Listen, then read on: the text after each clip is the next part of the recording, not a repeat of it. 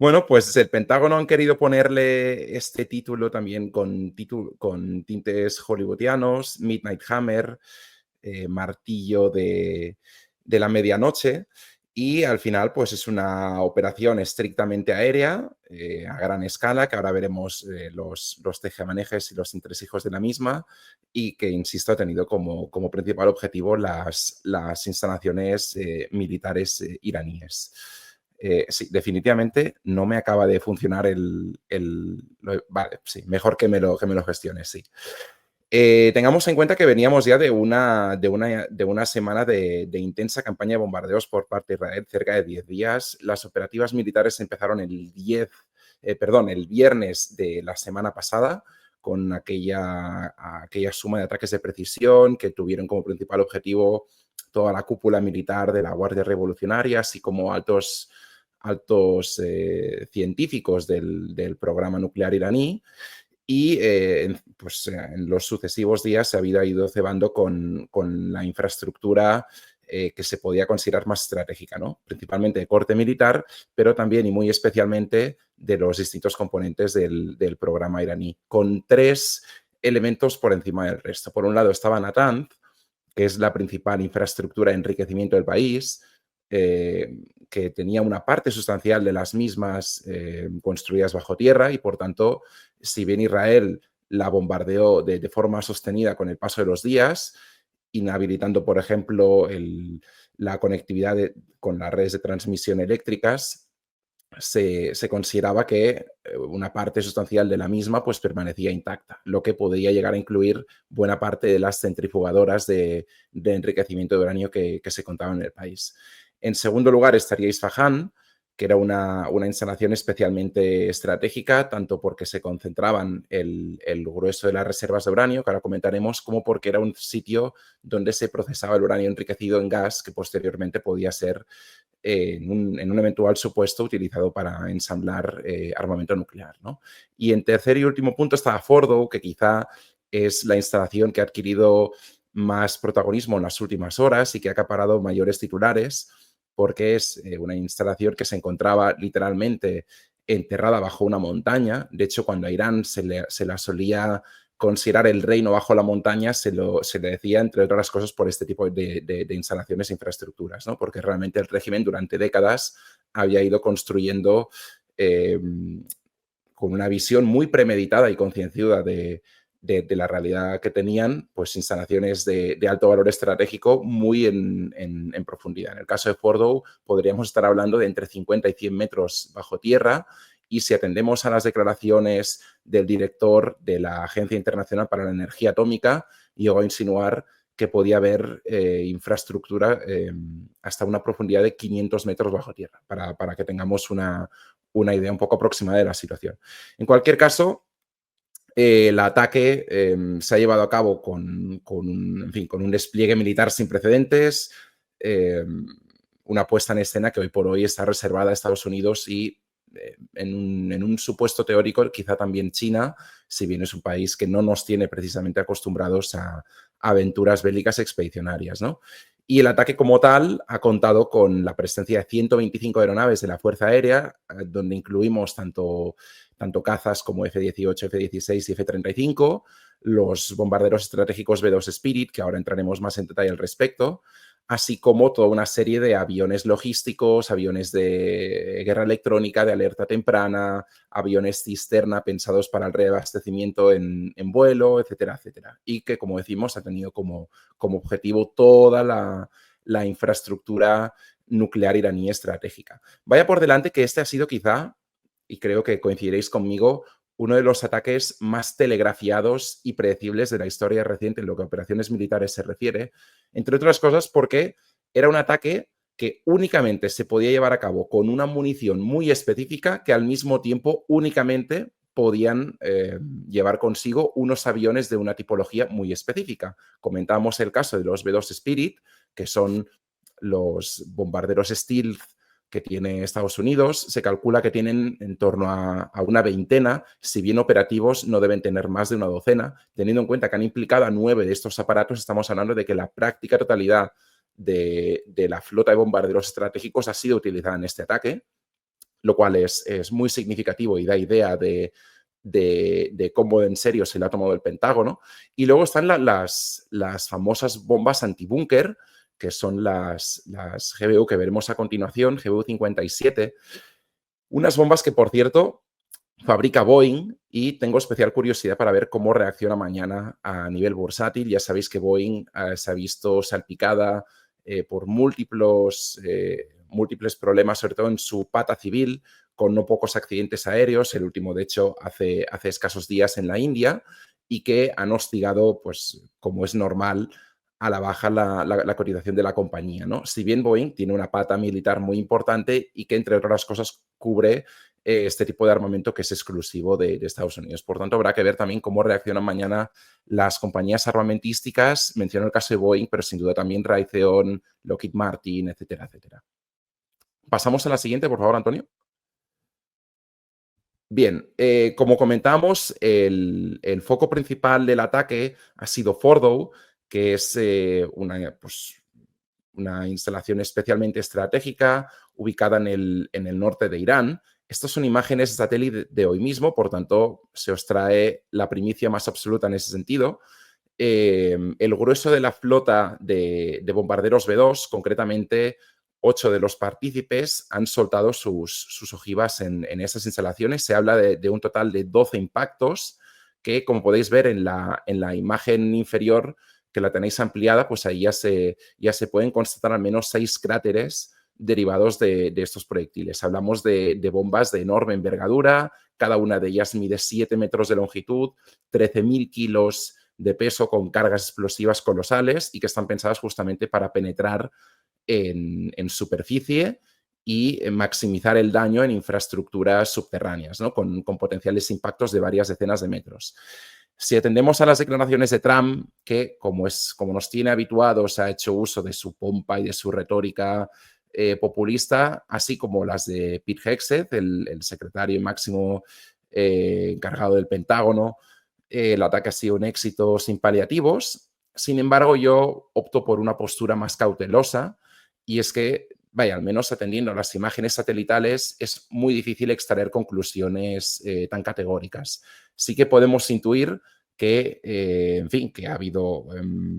una penetración en las capas de la montaña y, por tanto, eventuales explosiones que hayan podido dañar la infraestructura. Muy posiblemente lo que se circunscribe al programa de enriquecimiento de uranio de los iraníes ha quedado dañado y eso implica el grueso de sus centrifugadoras. Sin embargo, soy bastante más escéptico en relación a los stocks que ya disponía el país, que ahora de nuevo vamos a ver en profundidad. Además, los iraníes, vaya por delante, tampoco son tontos. Era un escenario plausible. De hecho, ya les tomaron el pelo hace 10 días cuando su ministro de Exteriores y principal representante de la diplomacia iraní todavía mantenía su agenda programada con reuniones con los estadounidenses en Muscat, en Omán, y los israelíes se adelantaron por completo, vaya por delante, con el visto bueno de Washington, atacando por sorpresa el viernes, y en ese sentido ya se podía intuir que un ataque de estas características era cuanto menos plausible, ¿no? Y de hecho las imágenes por satélite muestran cómo los accesos de entrada terrestre a las instalaciones de Fordow habían sido clausuradas en las últimas horas por los iraníes mediante escombros y otro tipo de desechos naturales, justamente para obstaculizar una potencial incursión terrestre de comandos, que se había especulado que los israelíes era una opción que tenían sobre la mesa, ¿no? Pasamos a la siguiente, por favor. Bien, y en cualquier caso, insisto en poner un interrogante sobre el potencial éxito de la operación. Yo creo que si hablamos de lo que es el programa iraní como tal, muy posiblemente este quede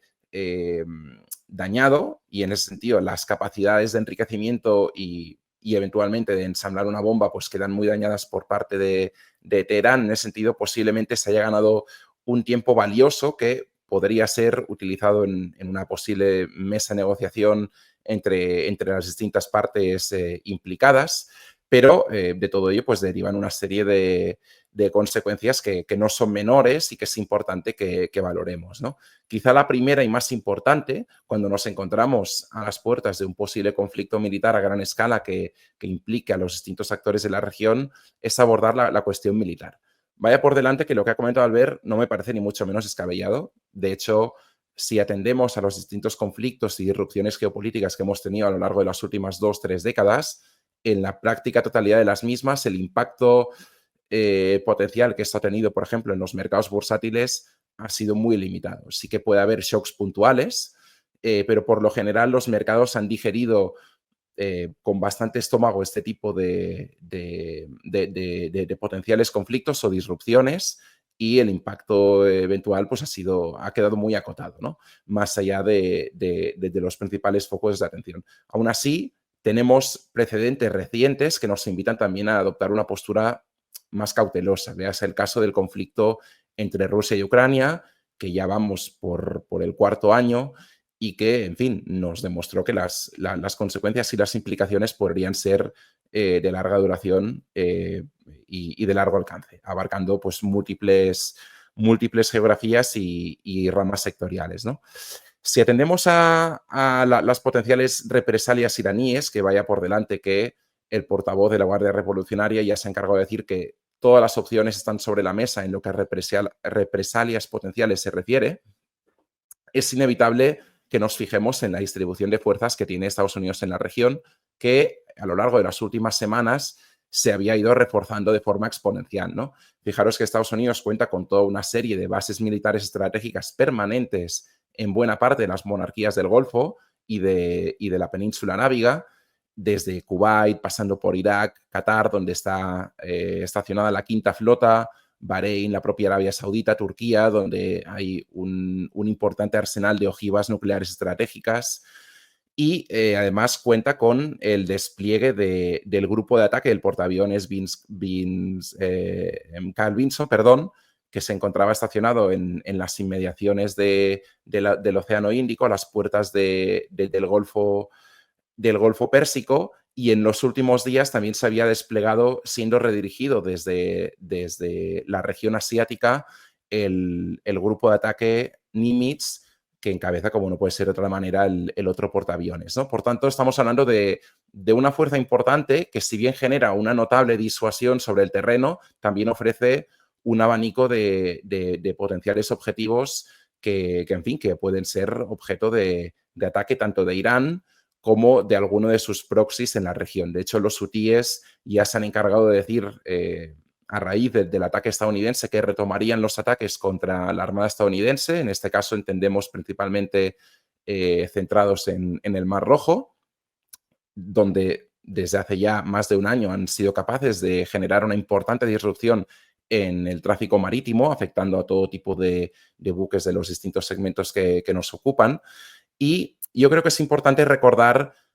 un precedente relativamente reciente, como fue el ataque a primeros de enero, la primera semana de enero del 2020, cuando los estadounidenses atacaron el aeropuerto internacional de Bagdad y eliminaron a Qasem Soleimani, por aquel entonces uno de los generales de mayor rango de las fuerzas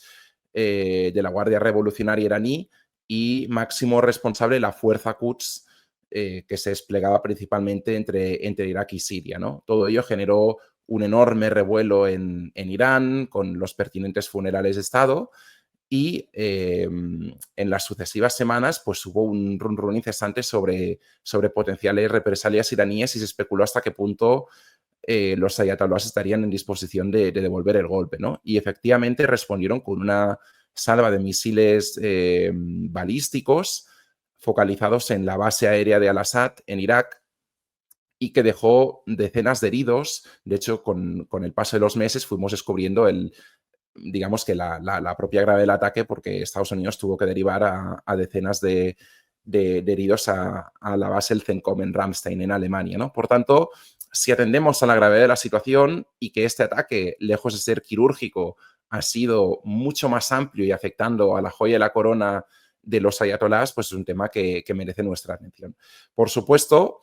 en esta ecuación cabe pensar que pudiera haber también represalias hacia otros actores de la región. Ya no hablemos de Israel, donde el toma y daca entre las partes ha sido una constante en los últimos días, sino también hacia otras monarquías del Golfo, especialmente en lo que son las monarquías de la rama suní, empezando por Arabia Saudita, pero también, ¿por qué no?, Emiratos Árabes Unidos, que es uno de los países firmantes de los acuerdos de Abraham, junto, por ejemplo, a Omán, etcétera, etcétera. Pero es igualmente justo decir que todas y cada una de estas monarquías del Golfo en los últimos días se habían posicionado, aunque con cierta equidistancia, en favor de Irán, condenando los ataques israelíes sobre el país persa, y en ese sentido a mí me da la impresión de que la diplomacia entre las monarquías del Golfo ha ido actuando de tal manera que se ha buscado acotar los riesgos potenciales de una conflagración regional militar que podría tener, pues, consecuencias importantes a escala global. Pasemos al siguiente punto. Más allá de la cuestión estrictamente militar, ¿Antonio? Ay, perdón, gracias. Quisiera poner también el foco en otro de los elementos fundamentales de esta cuestión. Hablábamos del programa nuclear iraní y, por tanto, hay un elemento troncal en esta cuestión, que es el tema del uranio, ¿no? Atendiendo a los datos de la Agencia Internacional de la Energía Atómica y, sobre todo, haciéndonos eco de las declaraciones de su director general, señor Grossi, él hablaba que la agencia tenía controlados hasta 409 kilogramos de uranio altamente enriquecido, y por altamente enriquecido entendemos que en un rango de enriquecimiento superior al 60%, si bien en sus inspecciones periódicas que desarrollaban con regularidad todos los meses se habían llegado a encontrar partículas, isótopos de uranio con niveles de enriquecimiento superiores al 80%. Para que nos hagamos una idea de qué implican estas cifras, dado que es algo que es importante y que también nos puede dar pistas de lo que puede suceder en los próximos días y semanas. Con 400 kilos de uranio altamente enriquecido, Irán estaría en disposición de ensamblar una decena de ojivas nucleares. Por tanto, son cifras ya preocupantes y que nos abocan a un escenario cuanto menos delicado, ¿no? Y si os fijáis en la gráfica que tenéis en pantalla, la evolución del enriquecimiento había sido exponencial, que muy probablemente también por eso Israel tomó la decisión preventiva de atacar a los iraníes, ¿no? Porque veían que, atendiendo a los datos de la IAEA, se estaba entrando en una potencial espiral de no retorno con consecuencias sumamente imprevisibles. Bien, vaya por delante que el jueves de la semana pasada, escasas 24 horas antes de que Israel optase por atacar los distintos objetivos iraníes, entre ellos parte del programa atómico, la Agencia Internacional de Energía Atómica emitió un comunicado alegando que por vez primera había indicios plausibles que apuntarían a que Irán no estaría cumpliendo con sus obligaciones del Tratado de No Proliferación Nuclear que firmó hace más de medio siglo. Digamos que seguramente todo ello fue la excusa y el precepto ideal para apuntalar en esa dirección, pero al mismo tiempo nos genera un gran interrogante, ¿no?, sobre las motivaciones personales de los ayatolás y muy especialmente de Ali Khamenei, el líder supremo. A raíz de los ataques, la propia agencia informó que habían perdido todo rastro de las muestras de uranio enriquecido. Para que os hagáis una idea, se almacenaban en barriles que podrían ser equivalentes a los de un barril de petróleo y que se encontraban en el subsuelo de las instalaciones de Isfahán. Si tuviese que lucubrar al respecto y teorizar un poco sobre lo que ha podido pasar, intuyo que las reservas quedaron mayormente intactas, entre otras cosas porque no se detectaron niveles de radiación en las instalaciones. En ese sentido, la agencia cuenta con todo un sistema de monitoreo que permite rastrear este tipo de fugas radioactivas y, por tanto, todo ello nos invita a pensar que no es descabellado que los iraníes hayan sido capaces de retirar, al menos parcialmente, las muestras de uranio enriquecido y las hayan diseminado en otras bases e instalaciones que consideren más seguras del país. De hecho, de nuevo, si atendemos a imágenes por satélite, se veía cómo en los últimos días había destacamentos de decenas de camiones saliendo de las instalaciones de Isfahán y, insisto, puestos a lucubrar, no sería un escenario rocambolesco. Si esto fuese así, por tanto, es una variable importante que tenemos que monitorizar, puesto que si bien Israel atacó a la flor y nata de la cúpula de científicos iraníes que se les presuponía el principal conocimiento, tanto ingenieros químicos, físicos teóricos, físicos de partículas, para ensamblar una potencial ojiva nuclear, pues es un tema que nos tiene que preocupar especialmente, ¿no? Y aquí también quería hacer un inciso, porque los medios de comunicación tienden a asociar el programa nuclear iraní con la caída del Shah a finales de los 70 y la posterior revolución islámica que trajo al poder a los mulás y al régimen actual teocrático que lidera Ali Khamenei. Pero lo cierto es que el programa nuclear iraní es muy anterior y se remonta prácticamente a principios del siglo pasado. De hecho, el propio Shah, que ya tuvo encontronazos a tal respecto con Henry Kissinger, ya fue el primero que apostó muy decididamente por que Irán tuviese un programa atómico, entendiéndolo como un programa civil, pero que eventualmente pudiese tener también implicaciones militares, ¿no? En ese sentido, lo comento por una cuestión muy, muy concreta, y es que si hasta ahora los iraníes bajo ningún concepto habían dado su brazo a torcer, a mí me da la impresión, me temo en ese sentido, de que los ataques que hemos visto a lo largo de las últimas 2 semanas no harán sino reafirmar el compromiso de los ayatolás para disponer de armamento atómico como única forma para, en primer caso, mantenerse en el poder y, en segundo, generar una disuasión lo suficientemente importante como para evitar potenciales ataques como los que hemos visto en las últimas horas y días, ¿no? Y un buen ejemplo de ello lo tenemos con Corea del Norte, que si bien es un régimen completamente aislado de los mercados globales, ha sido capaz de subsistir justamente a raíz de la obtención de la bomba nuclear, que ha generado una disuasión lo suficientemente importante como para que, más allá del régimen sancionador, las afectaciones del exterior pues hayan sido prácticamente inocuas. Pasemos al siguiente punto, y ahora ya sí, focalizándonos en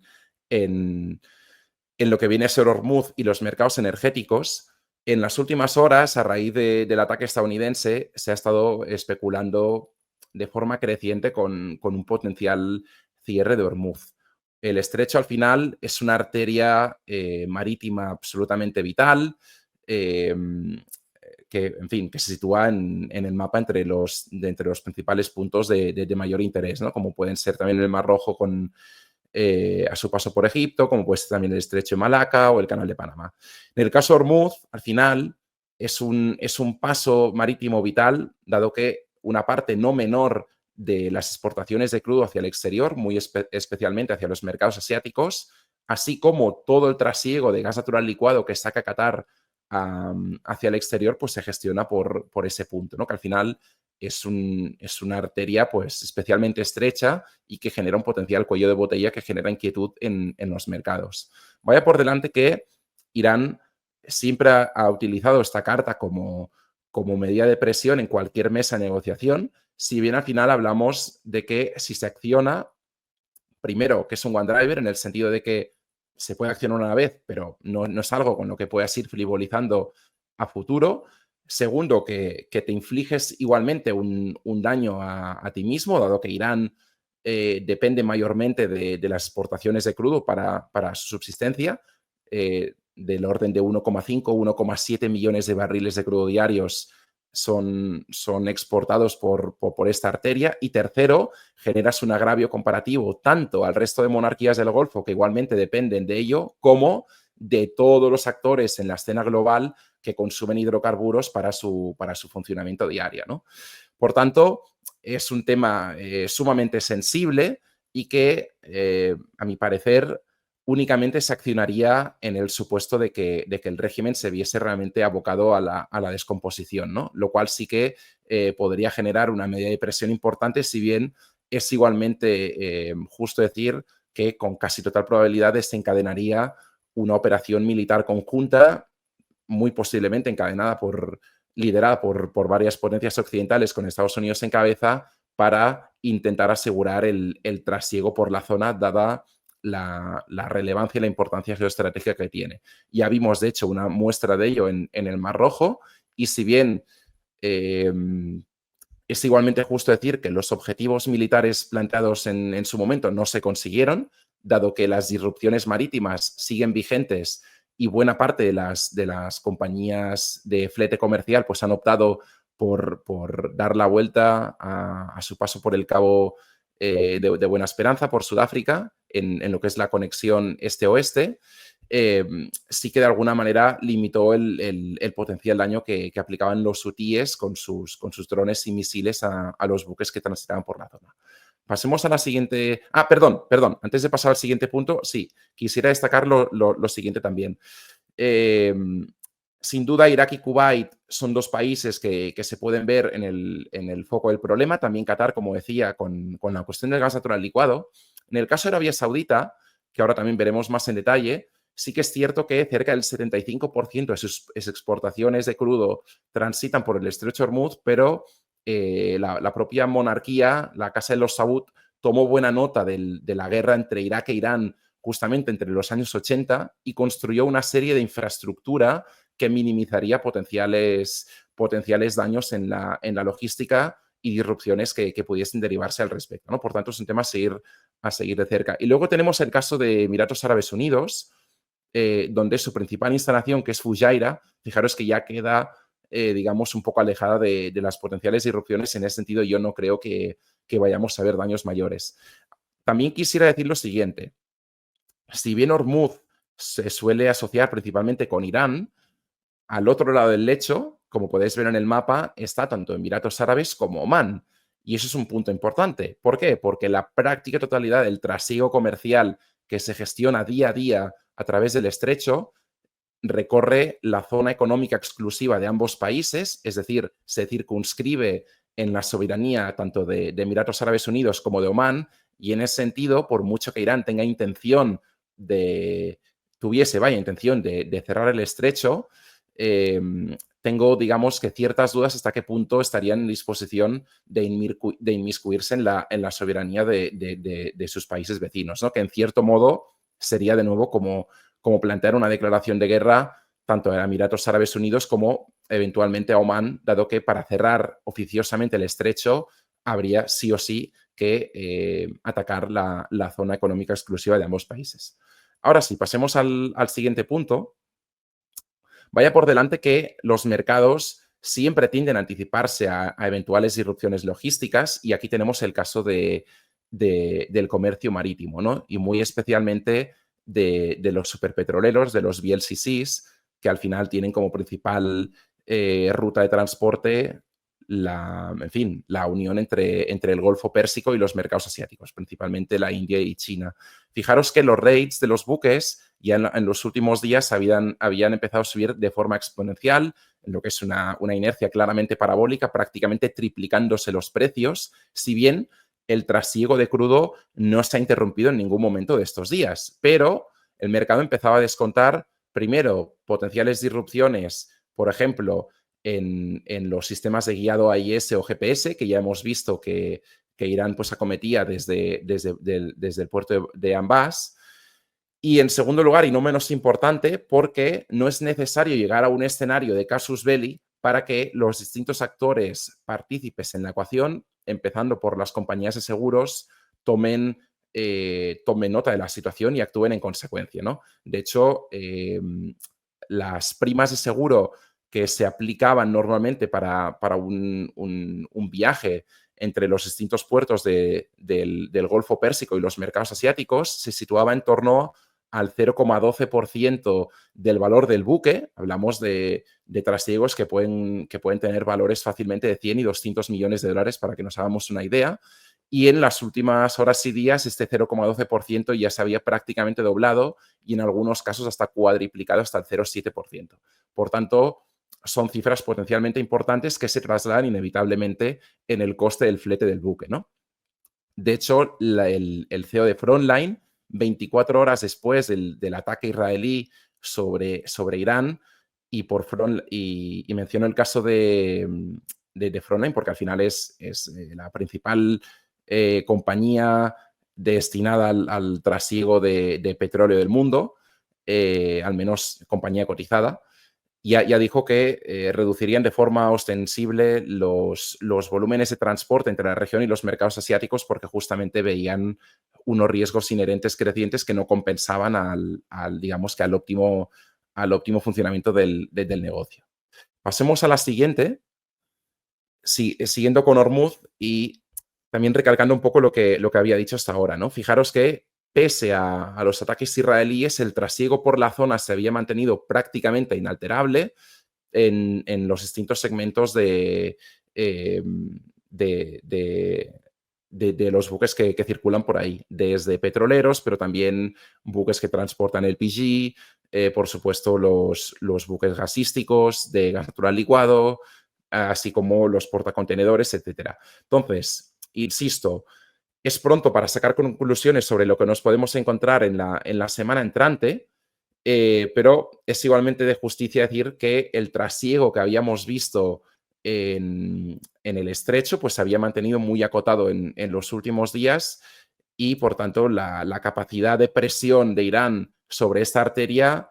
si bien tiene un as en la manga en el sentido de que lleva también años preparándose a conciencia para una eventual disrupción en ese sentido, por ejemplo, minando las aguas del estrecho, lo que a todas luces ralentizaría el comercio marítimo o a través de toda su flota de lanchas y drones acuáticos que se circunscriben en la Guardia Revolucionaria y que hemos visto, de hecho, en acción en los últimos meses, por ejemplo, apresando distintos buques de transporte por la zona, pero es un escenario que, a mi parecer al menos, y lo comentamos ahora también con Albert a micrófono cerrado, no es el escenario preferente. De hecho, las casas de apuestas, empezando por Polymarket, han rebajado en las últimas horas este escenario precisamente porque se da a entender que es una opción nuclear. Es decir, sí, quizá tengas la opción de generar una disrupción importante en el estrecho, pero al final es un acto potencialmente suicida que abocaría al resto de la comunidad internacional en tu contra, dado que al final el mundo y el sistema capitalista actual funciona por encima de todo con energía y los combustibles fósiles siguen siendo el principal elemento que hace mover el enjambre de la economía mundial, ¿no? Y bueno, en este último comentario que os he puesto, lo que os he comentado antes, las propias monarquías del Golfo han estado haciendo su trabajo en el ámbito estrictamente diplomático, a mi parecer, para también ganarse un poco las simpatías de Irán y evitar este tipo de escenarios tan dañinos y tan adversos que afectarían a todos los partícipes por igual. Siguiente. Centrándonos ya en el caso estrictamente del petróleo. Fijaros en esta franja vertical gris que hace alusión específicamente a los últimos días de conflicto entre Israel e Irán, cómo la volatilidad implícita en los precios del crudo ha sido muy superior a la media histórica, ¿no? Aquí tenéis al menos un gráfico que recorre pues el último año. Entonces, es un escenario que inevitablemente, por supuesto, está abocado a incrementarse la volatilidad. Muy posiblemente veremos una apertura al alza de los precios del crudo, tanto del Brent como del West Texas. No necesariamente por miedo a disrupciones logísticas, sino porque al final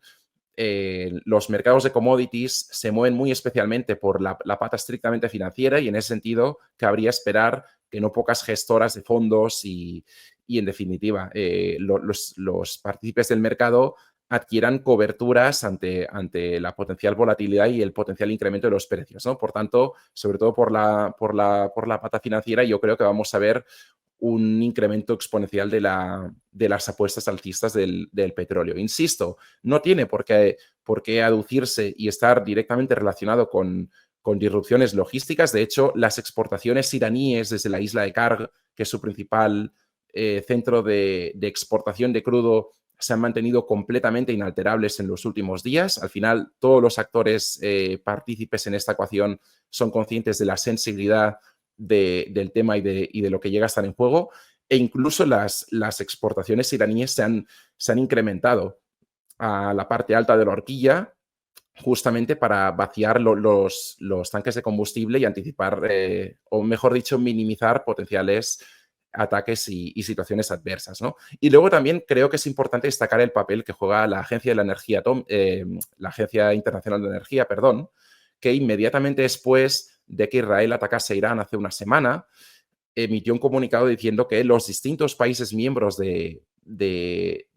la agencia disponen en su haber de más de 1.200 millones de barriles de crudo que podrían ser eventualmente utilizados para una situación de emergencia como la aquí planteada, ¿no? Y de hecho tenemos referentes históricos en el último lustro que apuntan en esta dirección. Por ejemplo, bueno, quizá no en el último lustro, pero sí en los últimos años. Por ejemplo, cuando tuvimos la caída de Gaddafi en Libia, tras una serie de bombardeos encabezados por la OTAN, la Agencia Internacional de Energía durante varios días estuvo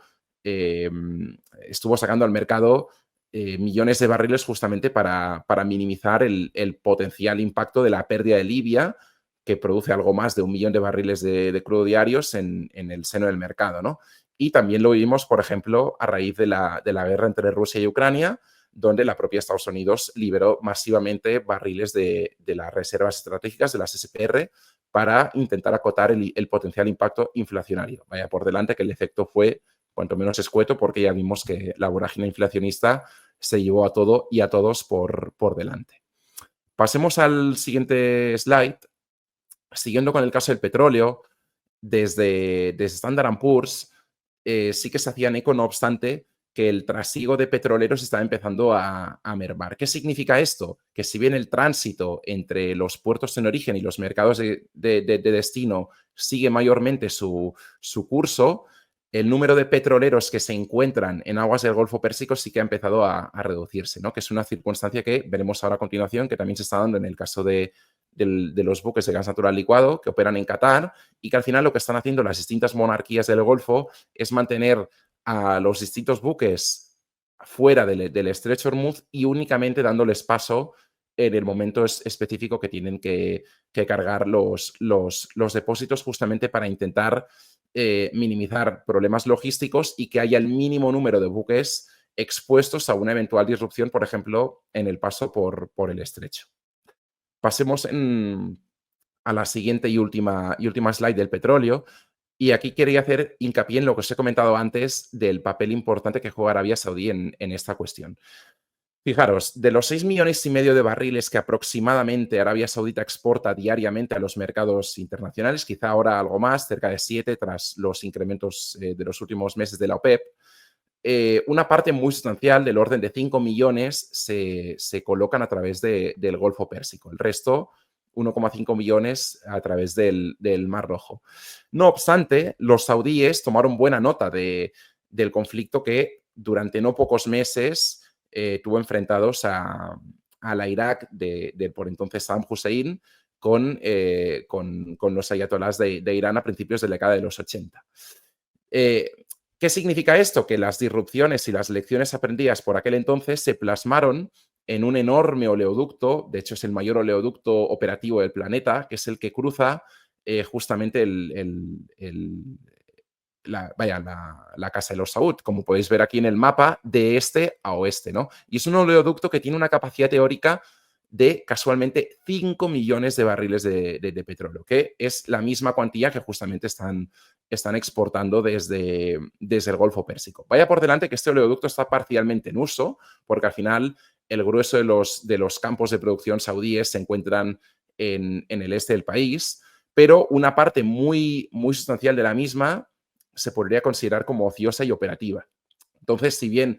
es igualmente cierto que habría que ver hasta qué punto, desde un punto de vista técnico, la infraestructura está capacitada en estos momentos para poder operar al máximo de su capacidad, sí que es cierto que en el supuesto de un escenario de disrupción logística, en cuestión de pocos días o en el peor de los casos de pocas semanas, muy probablemente los saudíes estarían en disposición de redirigir una parte mayoritaria de su producción hacia las costas del Mar Rojo y, por tanto, ser colocadas hacia los mercados asiáticos, ¿no? En ese sentido, creo que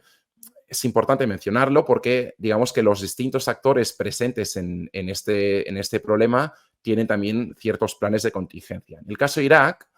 que coloca una parte mayoritaria de su producción a través del puerto de Básora en el sur, la situación es un poco más compleja, pero, de nuevo, desde hace unos cuantos meses,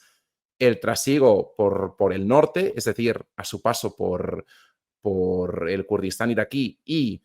Turquía hacia el puerto de Ceyhan se ha reanudado y, por tanto, es un escenario plausible que también nos puede dar una salida parcial de los flujos de producción, ¿no? Y desde la caída de Bashar al-Assad y, por tanto, desde en fin, desde que el gobierno de Siria ha pasado a estar en una órbita más próxima a los intereses de las economías del Golfo, tampoco es descabellado pensar en que Irak pues, pudiese dar salida a una parte de su producción, ya no tanto a través de ductos, que quedaron mayormente destruidos en las guerras que implicaron tanto a Irak como a Siria con el Daesh, con el Estado Islámico, pero sí a través de camiones cisterna, por ejemplo. Pasemos ya al caso del gas natural, que es la siguiente... No, perdón. Sí,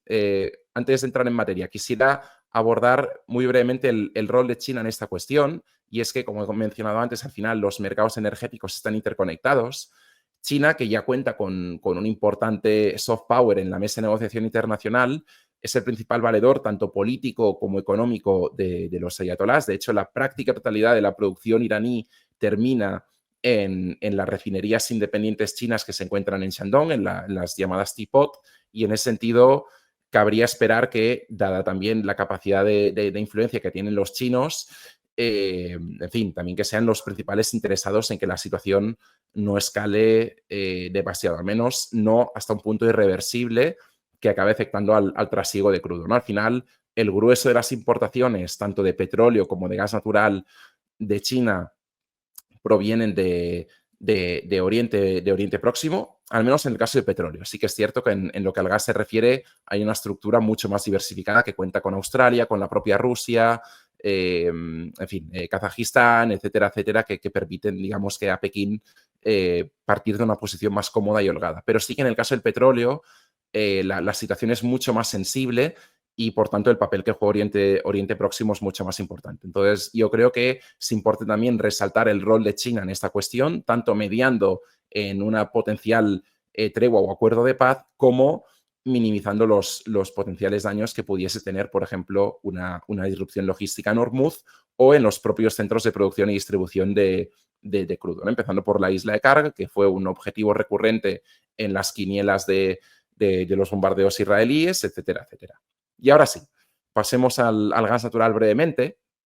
Mencionaba antes que, si bien la incidencia potencial es inferior a la del petróleo, no es ni mucho menos desdeñable. Al final, Qatar es el segundo mayor exportador de gas natural líquido del planeta, solamente por detrás de Estados Unidos y por delante de Australia. Y como podéis ver en el gráfico, es un actor estratégico para no pocos países emergentes del sureste asiático, ¿no? De hecho, más del 40% de las importaciones de gas natural licuado de la India provienen de Qatar, y en el caso de China, cerca de una cuarta parte de las mismas. Ahí también tenéis el caso de Corea del Sur, con cerca de un 20% de sus importaciones totales, etcétera, etcétera. Por tanto, es un país con un peso relevante en esta cuestión y, insisto, cualquier eventual disrupción podría generar agravios importantes. En menor grado también tenemos el caso de Emiratos Árabes Unidos, que de hecho está haciendo una apuesta decidida por el gas natural licuado. De hecho, ADNOC, la compañía soberana encargada tanto de la producción y exportación de petróleo como de gas natural, en los últimos días hizo una oferta pública para adquirir Santos, la segunda mayor compañía de gas natural licuado de Australia, y digamos que también podría haber disrupciones, pero sin duda el referente que nos debe preocupar más al respecto es Qatar, ¿no? Y de nuevo, aquí Qatar juega un papel importante porque, en lo que a la diplomacia entre bastidores se refiere, ha sido un actor relevante en los últimos meses. De hecho, una parte del aparato político de Hamas se encuentra en el Emirato. Qatar jugó un papel importante en las negociaciones de paz, que si bien posteriormente quedaron en papel roto entre los distintos actores del conflicto, tanto con Hamas como con Hezbollah en Líbano. Y de nuevo es un país relativamente próximo a los intereses de Qatar, porque al final de Irán, dado que Irán al final era el valedor de todos sus proxies en la región. Siguiente diapositiva. Y aquí, de nuevo, destacar hasta qué punto los mercados están interconectados, ¿no? Cuando hablamos del tejemaneje estrictamente energético, tengamos en cuenta que, si bien las disrupciones pueden acotarse únicamente a la región de la península arábiga y del Golfo Pérsico, al final, pues una potencial disrupción ahí tendría inevitablemente afectaciones al resto del globo. Cuando hablamos del caso del gas natural, pues muy posiblemente mañana veremos una reacción airada al alza tanto del JKM, que es la referencia de los mercados asiáticos, como el Henry Hub en Estados Unidos, como el TTF en Europa. En un momento, además, especialmente sensible, dado que estamos a las puertas del pico de demanda por el incremento del consumo a raíz de los sistemas de refrigeración y aire acondicionado, sobre todo en el hemisferio norte, más viendo con los niveles de calor que estamos teniendo ya en buena parte de la región. Y a destacar nuevamente y por desgracia el papel vulnerable de Europa, ¿no? Que en el último invierno los inventarios de gas natural quedaron especialmente reducidos por la severidad del frío del invierno. Llegamos, de hecho, al final del invierno con unos inventarios que a duras penas llegaban al 30%. En estos momentos se encuentran cerca del 50-55% de capacidad, pero tenemos escasos 3 meses hasta el 1 de noviembre, que es cuando se considera la fecha de referencia para el invierno próximo, para llenarlos en su totalidad. Por tanto, Europa parte de una posición de desventaja, dado que tiene no pocos deberes por delante. Cerca de la mitad de sus inventarios están pendientes de llenado y al final, pues el hecho de que los precios, insisto, del Henry Hub, del JKM o del TTF se disparen, redundará en un incremento exponencial del coste de llenado y, por tanto, de la factura de los consumidores. Por tanto, es un tema que debemos monitorizar muy de cerca. Y ya para terminar, y os dejo ya con el consultorio con Antonio y con Albert,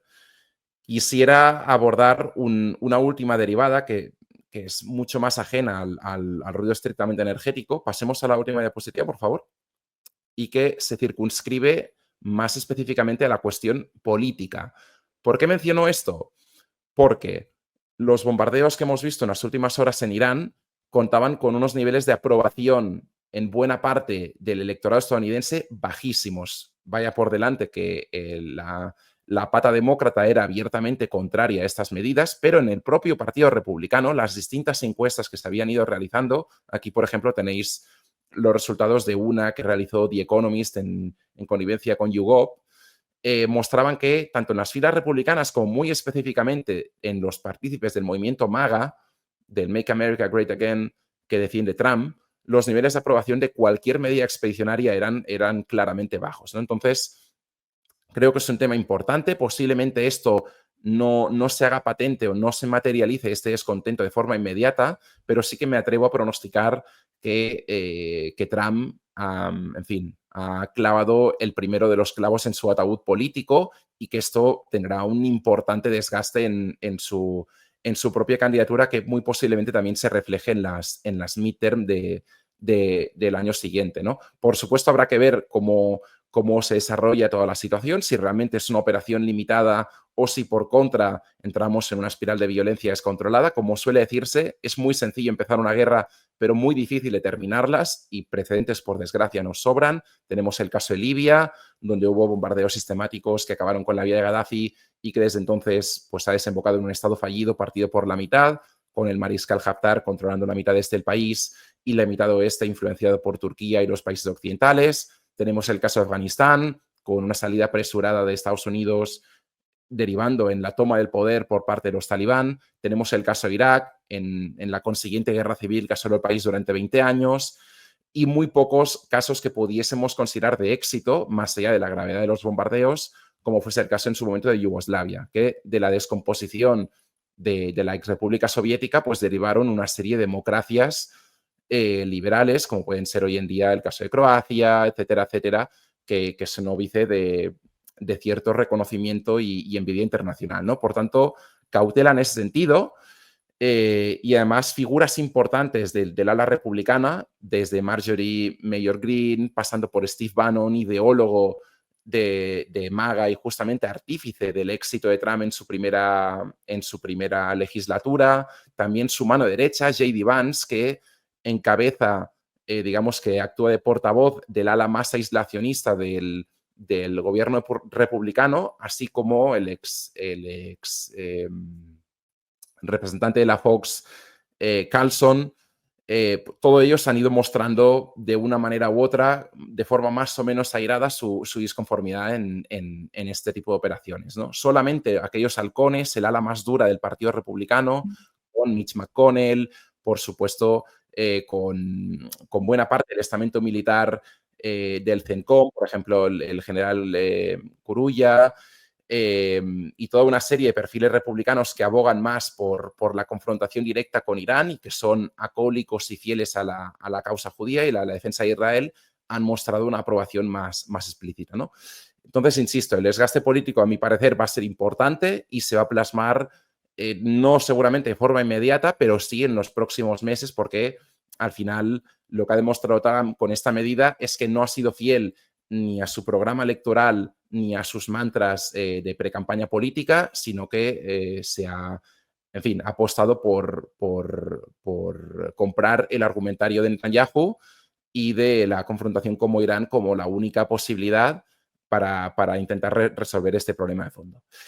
Y hasta aquí la ponencia. Hemos intentado abordar un poco las distintas patas del tema, tanto disrupciones logísticas como tema energético como político. Insisto, es un tema muy volátil, muy cambiante. Veremos a ver cómo responde Irán, si se ha enterrado o no por completo la baza diplomática. Desde luego Europa sigue apostando por ello. Veremos hasta qué punto Irán perdió o no los stocks de uranio altamente enriquecidos. Lo comento porque tampoco me parecería algo descabellado que en las próximas semanas y meses, en el supuesto de que conservasen ese uranio, viésemos una prueba atómica en el subsuelo iraní que generase un mensaje inequívoco en lo que a disuasión respecta, y por tanto son distintos temas que habrá que monitorizar muy de cerca. Ahora mismo, la única certeza que me atrevo a